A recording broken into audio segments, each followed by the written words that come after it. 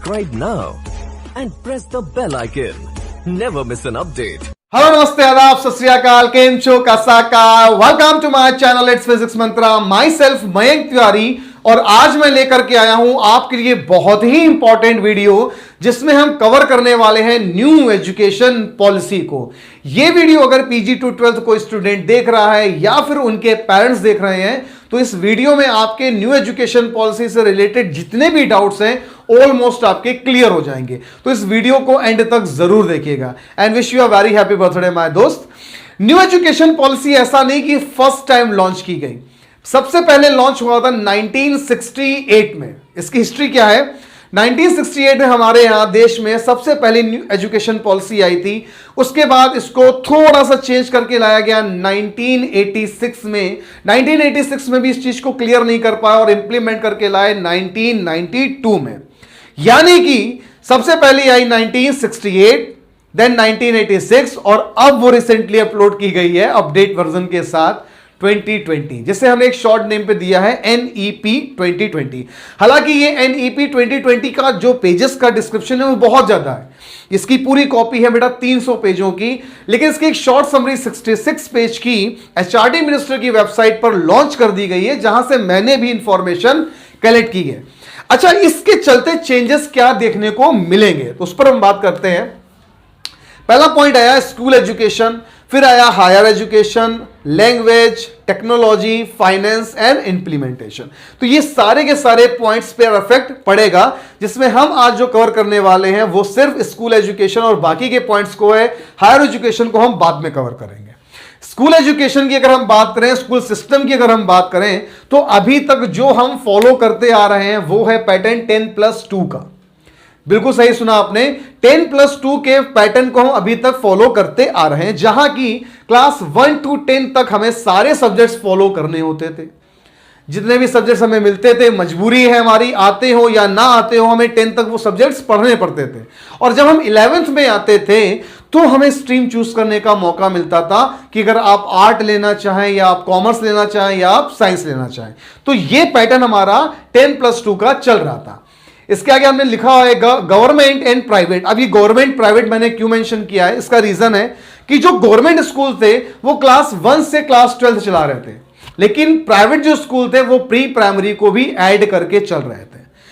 तो ये पैटर्न था हमारा 10+2 का, लेकिन अब ये पैटर्न चेंज किया जा रहा है न्यू एजुकेशन पॉलिसी के तहत, और वहां पर लाया जा रहा है 5+3+3+4 को, जिसे मैं थोड़ी देर में आपको एक्सप्लेन करने जा रहा हूं। हाँ, तो हम अब आते हैं 5+3+3+4 के ऑप्शन में। तो जैसा आप देख पा रहे हैं 5 में हमारे पास जो रहेगा, मतलब फर्स्ट 5 ईयर में जब बच्चा स्कूल जाना शुरू करेगा तो उन 5 ईयर्स में उसको क्या देखने को मिलेगा। पहला काम तो यह होगा कि प्री प्राइमरी की पढ़ाई कराई जाएगी 3 साल, जो प्राइवेट स्कूलों में तो कराई जाती थी, लेकिन गवर्नमेंट स्कूलों में इसका कोई भी प्रावधान नहीं था। वहां पर जो क्लासेस शुरू होती थी वो क्लास 1 से शुरू हो जाती थी। तो क्वेश्चन ये आता है कि वहां पर ये 3 साल कराएगा कौन? तो उसकी जिम्मेदारी ECCE ने, यानी early childhood care of education ने आंगनवाड़ी को दे रखी है। तो पेरेंट्स के दिमाग में यह क्वेश्चन जा रहा होगा कि आंगनवाड़ी के लोग इतने ट्रेन तो होते नहीं है। बिल्कुल सही कहा है आपने। तो वहां के लिए गवर्नमेंट ने यह नॉर्म्स निकाला है कि जो भी कैंडिडेट 12th पास्ड है या उससे बिलो क्लास में वर्क कर रहा है, उसके लिए कुछ ट्रेनिंग ऑप्शन निकाले जाएंगे। अगर आपका जो टीचर प्री प्राइमरी का है वो 12th स्टैंडर्ड पास आउट कर चुका है तो उसके लिए 6 मंथ का कोर्स होगा, या फिर बिलो 12th क्लास है तो उसके लिए 1 ईयर का कोर्स कराया जाएगा। तो आंगनवाड़ी जो कैंडिडेट वीडियो देख रहे हो परेशान ना हो, आपका जो भी ट्रेनिंग होगी वो ऑनलाइन होगी, D2H चैनल के थ्रू होगी या किसी एप्लीकेशन के थ्रू वो करा दी जाएगी। तो ये आ गया आपका फर्स्ट 5 ईयर, जिसमें सबसे ज्यादा इफेक्ट जो पड़ेगा वो गवर्नमेंट के लिए पड़ेगा। प्राइवेट स्कूल जैसे चल रहे थे वैसे ही चलते रहेंगे, एक्सेप्ट 1 चेंज, जिसका डिस्कशन मैं आगे अभी करूंगा। फिर उसके बाद आया आपका 3 में क्या आता है, class 3rd to 5th, 3rd, 4th, 5th। फिर 3 आया तो 6 to 8, 6, 7 एंड 8। सबसे इंपॉर्टेंट जो चेंज देखने को मिलेगा वो इस पैटर्न पे मिलेगा, यानी क्लास 9 to 12th में। अब ये चेंजेस जो हैं वो सबसे ज्यादा इंपॉर्टेंट है, और शायद कहीं ना कहीं ये जितने भी वीडियो देख रहे हैं वो रिलेटेड इसी से हैं इस समय। तो अब हम बात करने जा रहे हैं सबसे मोस्ट इंपॉर्टेंट पॉइंट यानी 4 वाले पे। अब 4 वाले में क्या क्या आते हैं? 4 वाले में आता है क्लास 9 to 12। तो बच्चों यहां जो सबसे बड़ा चेंज देखने को मिलेगा वो क्लास 9th में मिलेगा। देखिए ये बात तो बड़ी क्लियर है कि PG to 8 की जो क्लासेस होती है वो काफी सिंपल रहती हैं, इजी रहती हैं, लेकिन बच्चा जैसे ही क्लास 9th पर आता है उसके अंदर एक डर बैठ जाता है। बिकॉज जब मैं भी क्लास 9th में गया था तो मुझे भी बहुत प्रॉब्लम हुई थी, क्योंकि जो सब्जेक्ट्स मिलते हैं उनका कंटेंट काफी हो जाता था, सब्जेक्ट्स के लिए कॉन्सेप्ट्स बहुत अच्छे अच्छे निकलने लगते थे, तो वहां प्रॉब्लम आती है। तो वहां चेंजेस किया गया है कि बच्चा अपने अकॉर्डिंग स्ट्रीम को चूज कर सकता है। अब ये स्ट्रीम क्या क्या है, जैसे कि आपको याद होगा कि जब हम 10th पास कर लेते थे और 11th क्लास में आते थे तो वहां हमें स्ट्रीम चूज करने का मौका मिलता था, यानी कि हम साइंस ले सकते हैं या कॉमर्स ले सकते हैं या हम आर्ट ले सकते हैं। तो ये मौका हमें क्लास 9 से ही मिल जाएगा। आप अपनी स्ट्रीम खुद चूज कर सकते हैं, चाहे आप साइंस ले लें या आप कॉमर्स ले लें या आप आर्ट ले लें। अब इस स्ट्रीम को चूज करने के अलावा भी एक चेंज देखने को मिला जो सबसे इंपॉर्टेंट था। वो चेंज क्या था? बेसिक और स्टैंडर्ड वाला। जैसे फॉर सपोज मान लो आपने मैथ ले ली है, आपने क्या की बेटा, मैथ ले ली क्लास 9th में, ठीक। अब मैथ आपको बहुत अच्छे से नहीं आ रही है, प्रॉब्लम आ रही है, तो मैथ को भी 2 चीजों में डिवाइड किया जाएगा जो आप लोगों ने लास्ट ईयर देखा होगा, एक स्टैंडर्ड फॉर्म और एक बेसिक फॉर्म में डिवाइड किया जाएगा। स्टैंडर्ड और बेसिक फॉर्म में डिवाइड करने का रीजन क्या रहेगा? स्टैंडर्ड और बेसिक फॉर्म में डिवाइड करने का रीजन ये रहेगा कि आप बेसिक फॉर्म लेकर के अपने मैथ में 9th क्लास और 10th क्लास को आप कंप्लीट कर लें। फॉर सपोज मान लीजिए 11th क्लास से आपको फोटोग्राफिक लेनी है या आपको SST लेनी है या कोई ऐसा सब्जेक्ट लेना है जिस पर आप अपना करियर डेवलप करना चाहते हो, तो वहां पर आपको यह ऑप्शन मिल जाएगा। जैसे कि मान लीजिए आप क्लास 11th में आ जाते हैं, अब क्लास 11th में साइंस, कॉमर्स और आर्ट में आपको केमिस्ट्री समझ में नहीं आ रही है, तो आप केमिस्ट्री की जगह एक्स्ट्रा करिकुलर सब्जेक्ट्स यानी कि ये वाले subjects, baseball, basketball, yoga, PE, dance, music और भी सारे सब्जेक्ट्स में जुड़ेंगे, ये आप अपनी केमिस्ट्री की जगह ले सकते हैं। ये फायदा मिल रहा है न्यू एजुकेशन पॉलिसीज से। अब ये सब्जेक्ट्स जब आपके आ जाएंगे तो आप इस सब्जेक्ट्स को ले करके भी अपना करियर आगे बना सकते हैं। जैसे मान लीजिए मुझे इकोनॉमिक्स समझ में नहीं आ रही, मैं इकोनॉमिक्स की जगह एग्रीकल्चर लेना चाहता हूं या रोबोटिक्स लेना चाहता हूं, तो वो आपको ऑप्शन में मिल जाएगा। यहां फायदा ये एक्स्ट्रा करिकुलर सब्जेक्ट्स को है क्योंकि इनको भी परमानेंट सब्जेक्ट्स के दायरे में लाया जा रहा है, यानी कि जितनी इंपॉर्टेंस फिजिक्स की होगी उतनी ही इंपॉर्टेंट इन सब्जेक्ट्स की भी वैल्यू हो जाएगी स्ट्रीम के अंदर। ये चेंजेस आपको देखने को मिलेगा। अगला चेंज क्या आएगा? पीयर एंड टीचिंग रिव्यू, यानी कि जो इंटरनल मार्क्स टीचर्स देते थे वो सिर्फ टीचर्स नहीं देंगे, हाफ मार्क्स टीचर्स के हाथ में रहेंगे और हाफ मार्क्स दिए जाएंगे पीयर टीचिंग पे। पीयर टीचिंग क्या होती है? पीयर क्रॉस चेकिंग ये होती है जैसे आपकी क्लास में मान लीजिए 35 स्टूडेंट्स हैं, तो बच्चे ही एक दूसरे को क्रॉस चेक करेंगे, उनकी राइटिंग पे काम करेंगे, ओरल टेस्ट लेंगे, उनके नोटबुक्स देखेंगे और उसके बिहाफ पे उनको मार्क्स देंगे। ये कहलाती है पीयर टीचिंग। तो ये चेंजेस आपको देखने को मिलेंगे 9 to 12th के फॉर्म में। अब सबसे मोस्ट इंपॉर्टेंट पॉइंट पर आते हैं जो है आपके बोर्ड एग्जाम यानी 10th एंड 12th। अब मैं आता हूं वीडियो के सबसे मोस्ट इंपॉर्टेंट पॉइंट पर, और शायद आप में से बहुत सारे लोग बस इसी का इंतजार भी कर रहे हो, 10th और 12th के बोर्ड एग्जाम में क्या चेंजेस देखने को मिलेंगे। तो 2 चांस आपको एक साल में मिलेंगे 10th और 12th का जब आप एग्जाम देने जाएंगे, यानी कि अभी तक जो ईयरली एग्जाम होते तो वो ईयरली ना होकर के 6 मंथ यानी सेमेस्टर फर्स्ट और सेमेस्टर सेकेंड के बेस्ड पर होंगे। तो यहां पर आप कंफ्यूज मत होइएगा, ये मत सोचने लगेगा कि सेमेस्टर फर्स्ट में ही सारा सिलेबस खत्म करा दिया जाएगा, ऐसा कुछ नहीं होने वाला है। सेमेस्टर फर्स्ट का सिलेबस अलग किया जाएगा, सेमेस्टर सेकेंड का सिलेबस अलग किया जाएगा। 2 सेमेस्टर करने का रीजन क्या है? होता यह है कि अगर जैसे इस साल मैं अपना एग्जाम देने जा रहा हूं 10th का और मेरी प्रिपरेशन एनी हाउ नहीं हो पाती है तो मुझे सेकेंड चांस नहीं मिल सकता, लेकिन बोर्ड यहां पर 2 चांसेस आपको दे रहा है। मान लीजिए सेमेस्टर फर्स्ट में आपकी परफॉर्मेंस अच्छी नहीं आ पाती है तो आप कोशिश करिए कि सेमेस्टर सेकेंड में आपकी परफॉर्मेंस अच्छी आ जाए और दोनों मार्क्स का जब मीन निकाला जाएगा तब आपका रिपोर्ट कार्ड तैयार होगा। दूसरी बात, हो सकता है कि सेमेस्टर फर्स्ट जो आपका हो वो पूरा ऑब्जेक्टिव, असर्शन, इमेज पैटर्न पर बेस्ड हो।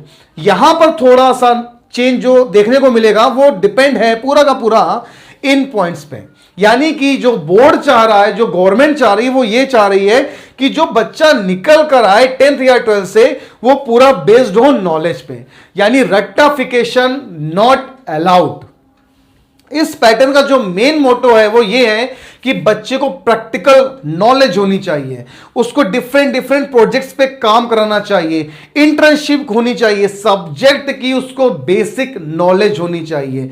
यानी कि जो ये एग्जाम कंडक्ट कराए जाएंगे वो एग्जाम बच्चों रट्टू तोता वाले बिल्कुल भी नहीं होने वाले हैं। ये एग्जाम के जो क्वेश्चंस होंगे वो पूरे के पूरे बेस्ड होंगे आपकी नॉलेज पर रखने के लिए। ऐसा नहीं हो सकता कि आप सिर्फ सब्जेक्ट्स को रट करके अच्छा स्कोर कर पाए। ये सबसे महत्वपूर्ण चेंज देखने को यहां पर मिलने वाला है।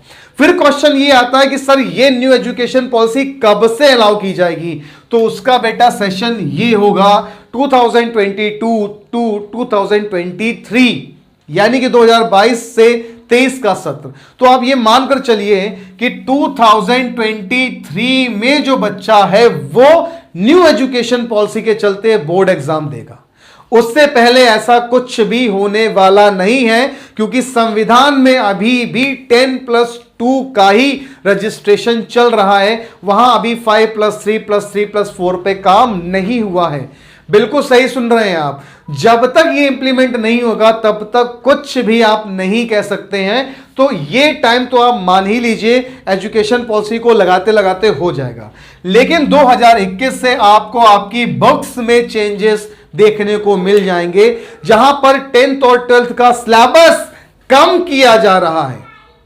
इस साल आपने देखा होगा सिलेबस ऑलरेडी आपका कम किया गया, तो हो सकता है यही पैटर्न आगे भी फॉलो कर दिया जाए। हालांकि ये मजाक है बच्चों के साथ, क्योंकि आगे कंपटीशन लेवल कैसा जाएगा no one can say that.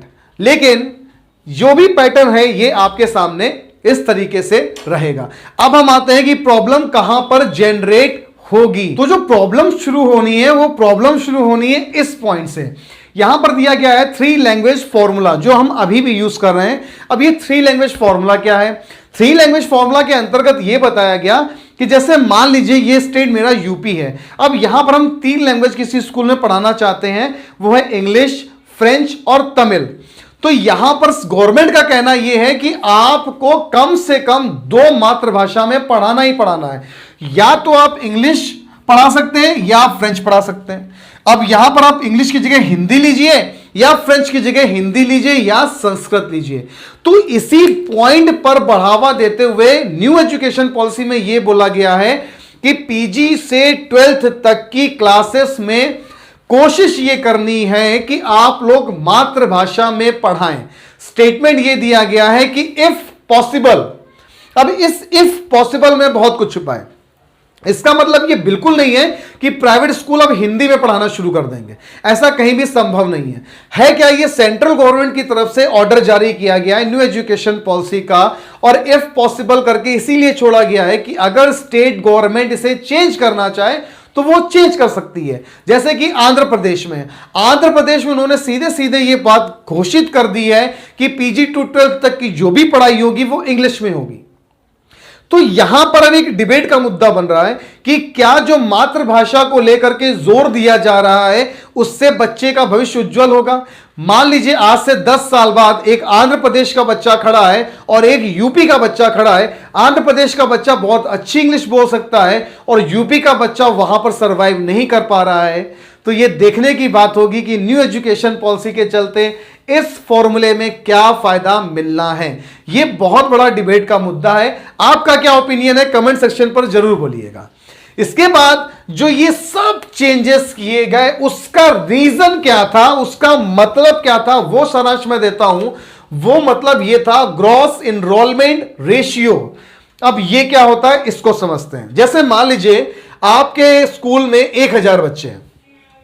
अब 1000 बच्चे में 90% आपके ग्रॉस इनरोलमेंट रेशियो में आते हैं, यानी फर्स्ट टू 10th की अगर हम बात करें तो इसका मतलब यह है कि 1000 बच्चों में सिर्फ 900 बच्चे फर्स्ट टू 10th की पढ़ाई कर रहे हैं। फिर से समझाने की कोशिश करता हूं। मान लीजिए आपका एक छोटा सा गांव है, उस गांव में 1000 बच्चे हैं, जिसमें से 900 बच्चा क्लास 1 से क्लास 10 तक की पढ़ाई कर रहा है।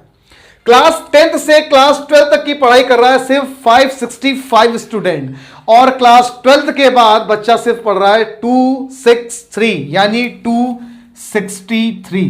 तो ये जो ग्राफ कंटिन्यूअसली गिरता चला गया, इसको देखते हुए न्यू एजुकेशन पॉलिसी में इतने सारे चेंजेस किए गए। जितना चेंजेस पीजी टू 12th में नहीं है, उससे ज्यादा चेंजेस हायर एजुकेशन में किए गए हैं। अब टारगेट क्या है कि फर्स्ट टू 10th हमारा बच्चा पहुंचे 100%, 10 to 12 में पहुंचे 90%, और हायर एजुकेशन पहुंचे कम से कम 50%। और इसके लिए एक ईयर डिसाइड किया गया है, वो 2035, यानी इस एजुकेशन पॉलिसी के चलते गवर्नमेंट का मानना यह है कि हम ये स्कोर 2035 तक कवर कर लेंगे। यानी कि घूम फिर के ये सारी एजुकेशन पॉलिसी में चेंजेस करने का रीजन सिर्फ ये है कि मैक्सिमम बच्चा शिक्षा को ग्रहण कर सके, क्योंकि पढ़ेगा इंडिया तभी तो बढ़ेगा इंडिया। इसी के साथ इस वीडियो को मैं करता हूं फिनिश। आई विश कि आपके सारे डाउट्स क्लियर हो गए होंगे। तब तक के लिए stay at home, stay safe. जय हिंद, वंदे मातरम।